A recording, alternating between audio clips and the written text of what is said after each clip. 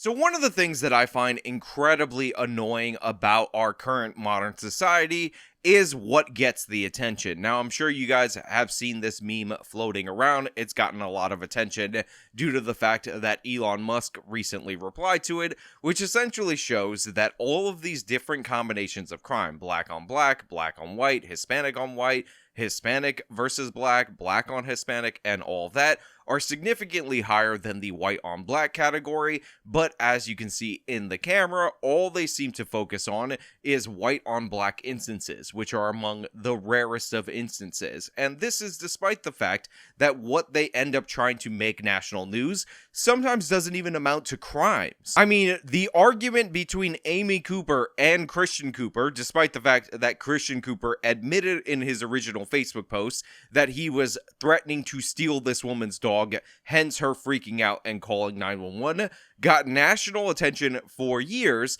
and Christian Cooper is actually to head up a National Geographic show on bird watching because this non-crime story got so much attention in our nation due to the fact that the supply of evil white racism is just so minuscule as compared to the demand. However, insane stories that go on in this country never get this level of attention. Insane criminality, insane events, even involving children, are just outright ignored and relegated to the local news. And that's what we're going to talk about today, because there was an incident out of Maryland in a county that's close to DC, our nation's capital, that should be getting some national attention due to how horrifying it was, but it's being completely ignored despite the fact that it was an assassination attempt against a 14-year-old on a school bus. Again, right near our nation's capital. But before we get into that, this video is sponsored, so let me toss it to the sponsor, then we'll come back over here and discuss it on the other side. Celebrities in 2023 are getting on the latest, most trendiest diet, and guess what? It's called Keto 2.0.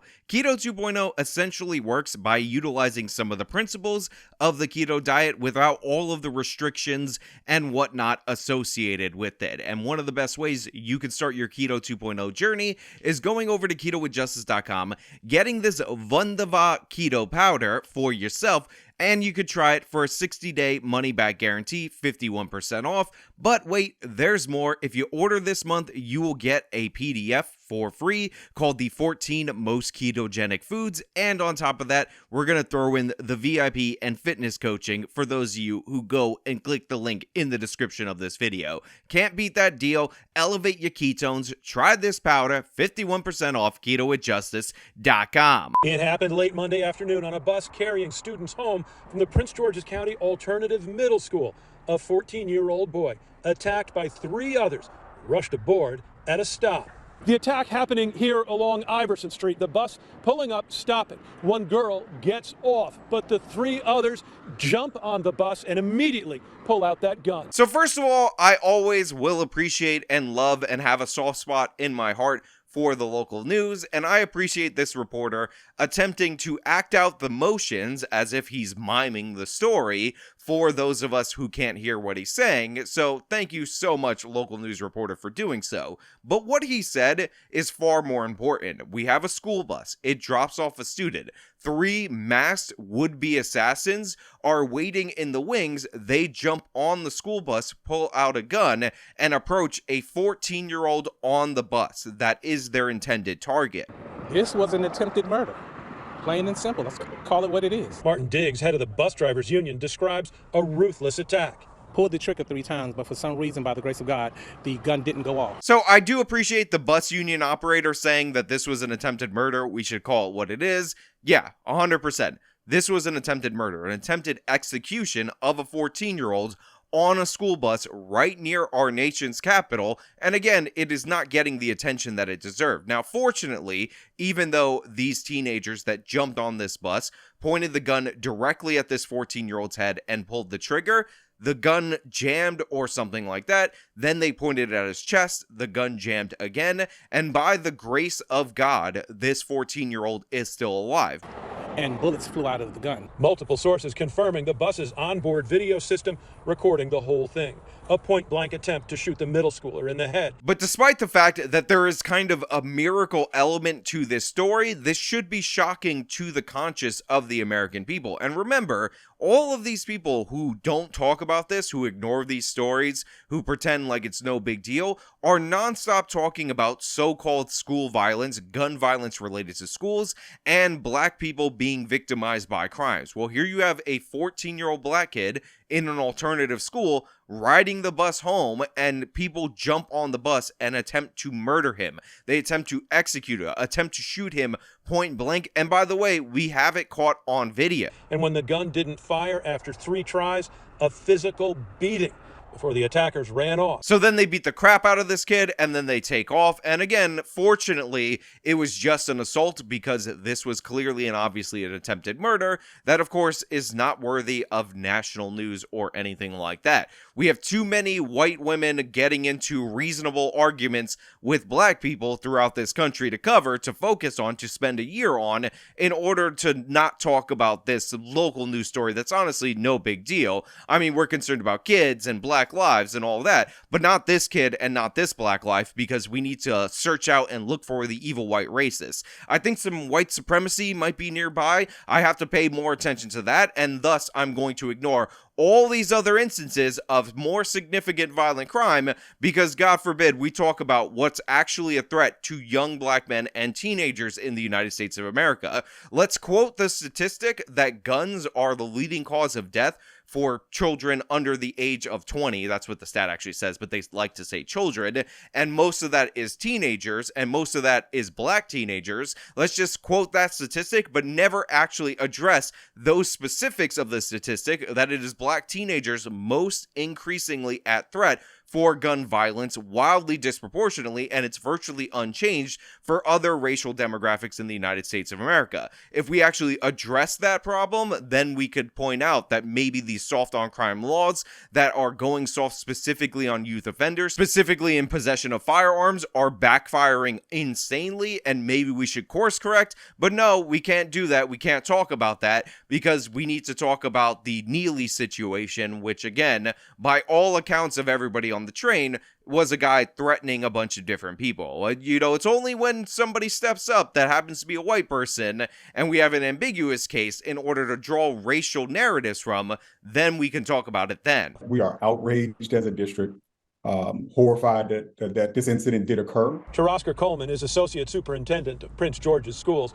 Our priority remains providing a safe and orderly environment for our students, that is during school and also to and from school. The head of the drivers union wants more security and says the driver and aide thought they were going to be killed. And to me, this is a 100% legitimate fear. If somebody's going to storm a school bus, a cheese bus, go up to a 14-year-old, try to shoot him point blank in the head in an assassination attempt, you are not safe. Those individuals are definitely willing to turn the firearm on the witnesses. And again, the fact that the national media is going to ignore this, the fact that this is going to get no talks about increasing funding for school bus security or anything like that, is quite telling on where the priorities are of the American left wing and of the mainstream media, which honestly commingles with the American left wing far too often. They're terrified. The one driver doesn't want to come back to work.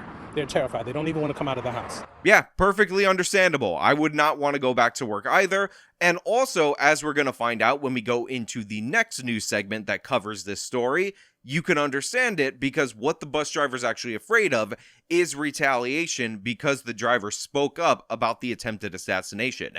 Some areas in this country are so lawless that not only can an attempted assassination of a 14-year-old, an attempted execution, just occur on a school bus and it not even break out of the local news media, but also people are so afraid of the gang members, because they essentially run the show, that nothing can be done, and you essentially have to give up your job in order to just function as somebody who witnessed a crime occurring. A teenager in Maryland is shaken up after a terrifying attack on a school bus. Happened late Monday afternoon when a bus carrying students home from an alternative middle school stopped at a stop sign. A girl got off, but 3 others rushed on board.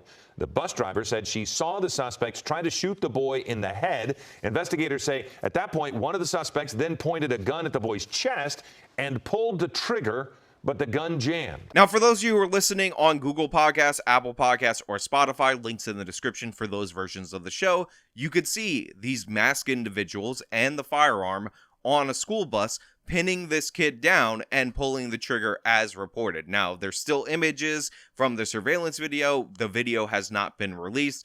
I don't even know if I would want to show you a video like that. It sounds absolutely horrific, but I feel like we need stuff like this to come out in the press more. We need to see what's actually going on in our school systems. We need to see how violent the schools and everything related in certain neighborhoods actually is, because we need some perspective on what's wrong in our country. We need some perspective on how bad these criminal justice reforms are impacting the youth, on how bad they're impacting these communities, because it's absolutely horrifying. I mean, again, imagine if 3 white people jumped onto a bus and tried to kill a black person. When they failed, they just beat him. And I know this is a stupid exercise. A friend of mine, Devin, calls it the zebra challenge. You know, if the stripes were the other way, how people would view it. But I think it is important to point out that only when the situation is a black person maybe being victimized by a white person, sometimes it's just an argument, as we talked about, does the national media get involved? Does it become a conversation?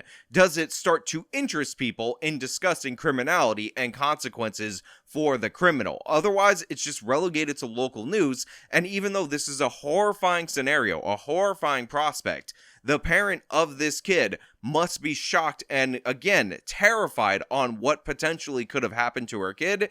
It just goes by the wayside. And make no mistake about it, even if this 14-year-old were killed in this instance, on video, we had it, 3 people jumped on the bus, that would not have made a difference in terms of the national consciousness. You wouldn't have members of Congress like Alexandria Ocasio-Cortez tweeting about it. Sean King wouldn't give a crap. Al Sharpton wouldn't be talking about how this is a huge problem or anything like that. The best you could possibly get would be Emma Vigilant saying that it's actually a bourgeois attitude to not want a 14-year-old to be executed on a cheese bus. The bus union president says the driver is terrified to return to work. She's afraid the suspects will remember the bus number and try to retaliate against her. There are no arrests at this point in the case. Look, the American population needs to get over their discomfort related to racial issues. They need to get over their guilt related to the racial past of the United States of America and start focusing on the problem. You need to broaden the way you think about certain topics and not just focus on whatever's put in front of you, whatever you're told to look at, and think about what you're not being shown, what's being hidden from you, what doesn't get national attention. You need to not focus on each individual instance that the mainstream media is serving up to you and think about what they're refusing to talk about, what they're refusing to show, what they think is mundane, what they think is bland or uninteresting, and what they think is not going to serve their specific agenda. Again, a lot of people talk about hypocrisy in relation to the left. And sure, that's certainly there and present in some regards, but in reality, what we're looking at is that people on the left are highlighting things that increase their power, and they're covering up things that don't increase their power. It's not really hypocrisy because their goal is to increase their power in society. Talking about the increase in youth gun offenders and them being disproportionately black and connecting that to the soft on youth prosecution movement that has taken hold since the Black Lives Matter riots does not increase their power. But talking in general about deaths of underage people by firearm increases their likelihood of being able to take away law-abiding citizens' firearms, which, guess what, increases their power. That's why they focus on it. That's why they ignore it. That's why they say patently absurd and stupid things in response to cases, and you can't imagine what the motivation is behind it. And A, it's because they are also stupid, but B, some of them aren't stupid, and the fact that those kind of stupid people are given platforms in the first place is indicative of the fact that the left overall is marching forward trying to advance their position. But hey, those are just my thoughts. Let me know your thoughts down in the comments below. If you liked the video, you show them by leaving a like. You subscribe for more content. Follow me on all my social medias. Support me via the support links in the description of this video. This has been me talking about a crazy instance out of Maryland that just won't get national attention. Till next time.